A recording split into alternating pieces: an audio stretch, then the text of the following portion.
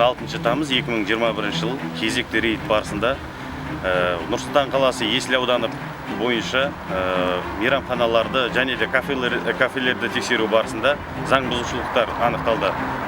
Дәлірек айтқанда, Керейжан хандар көшесі 12Б тұрғын үйінде орналасқан Шашлыков мейрамханасы, Тотем кафесі заңсыз жұмыс жасағаны анықталды.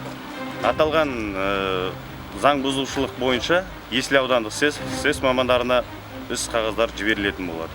Қазіргі таңда Алматы ауданының мониторинг тобы күшейтілген режимде жұмыс жасап жатыр. Яғни осы біздің мониторинг топ карантиндік талаптарды бұзатын кәсіпкерлік нысандарды анықтауда. Бүгінгі күні Алматы ауданы бойынша Стафина көшесіндегі Кешмис, Өзбекский двор және де Белес мейрамханалары анықталған болатын.